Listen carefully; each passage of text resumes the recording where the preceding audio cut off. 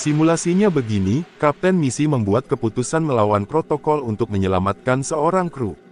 Tapi karena itu, suplai oksigen jadi kritis. Kalau saya, mungkin saya juga bakal langgar protokol. Hidup orang lebih penting. Tapi bagaimana kalau satu orang yang diselamatkan, membuat 3 orang lainnya terancam mati? Mungkin, justru pemimpin sejati harus bisa mengorbankan satu demi banyak. Tapi itu berarti dia memilih siapa yang hidup dan mati. Bukankah itu beban yang terlalu besar? Justru itulah kepemimpinan. Bukan tentang siapa yang paling pintar, tapi siapa yang paling siap menanggung beban yang tidak ingin ditanggung siapapun. Aku mulai ngerti, Jun. Latihan fisik bisa bikin kit. Dulu ayah pernah bilang, kalau kamu ingin jadi pemimpin, bersiaplah menjadi orang pertama yang disalahkan, dan terakhir yang dipuji. Ayahmu benar, kayaknya kita baru menyentuh kulit luar dari semua ini. Tapi ini awal yang baik. Kita tumbuh bukan karena semua mudah, tapi karena semua sulit, dan kita tetap memilih maju. Jun, aku pernah takut jadi pemimpin. Tapi sekarang, aku mulai percaya, kalau aku punya sahabat sepertimu, mungkin aku bisa belajar jadi satu. Dan kalau kamu jatuh, aku akan bantu kamu berdiri. Sama seperti kamu akan lakukan buatku. Janji.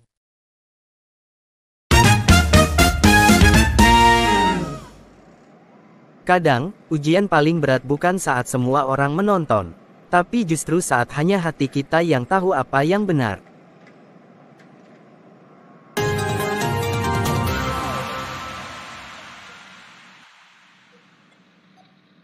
Cepat, Rak, ini cuma sedikit revisi nilai.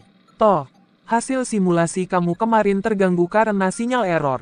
Tapi Den, ini tetap saja manipulasi. Ini bukan cuma aku yang terlibat, tapi juga orang-orang yang nilainya jadi turun karenanya. Rak, dengar, ini cuma sekian persen. Siapa juga yang tahu? Lagi pula, kamu layak dapat nilai lebih. Jangan sok suci bro.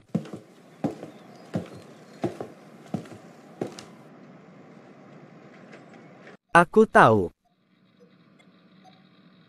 Jun, kamu dari tadi nguping. Aku mendengar cukup, dan aku kecewa. Jun, aku nggak ikut ngubah.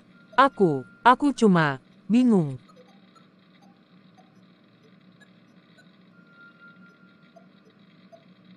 Bingung adalah hal wajar, tapi memilih untuk diam saat tahu yang salah.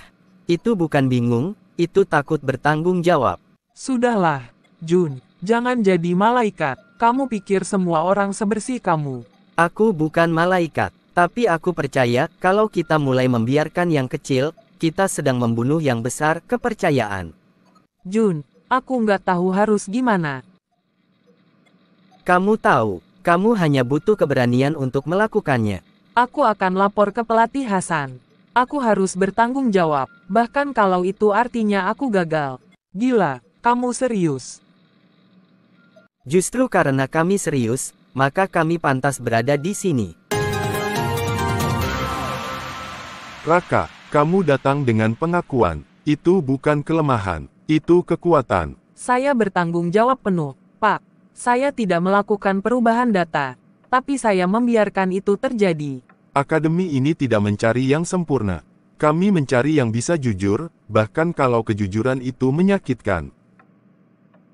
Keputusan Akademi Deno dikeluarkan. Raka mendapat catatan pelanggaran, tapi tetap melanjutkan pelatihan karena kejujuranmu menyelamatkan integritas kita.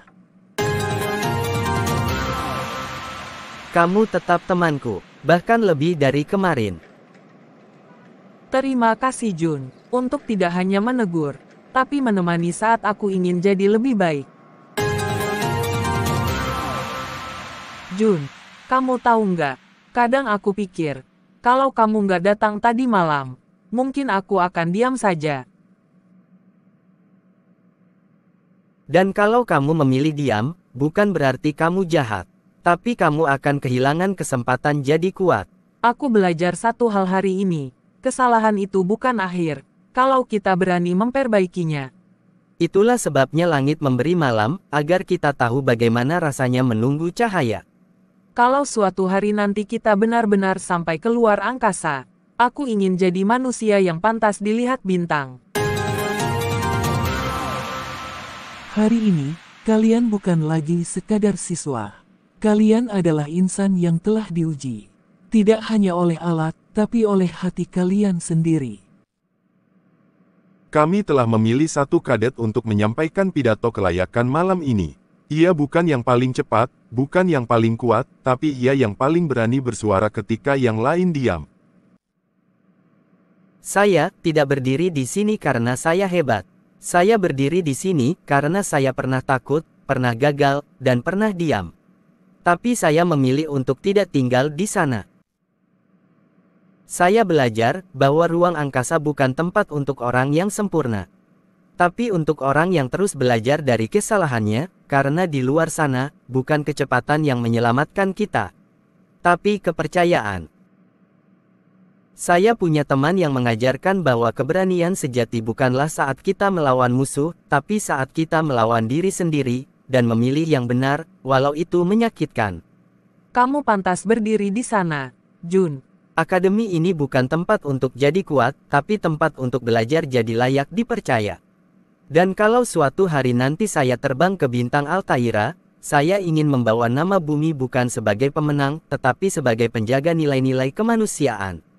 Karena di balik setiap bintang, ada harapan orang-orang yang percaya kita bisa jadi lebih baik.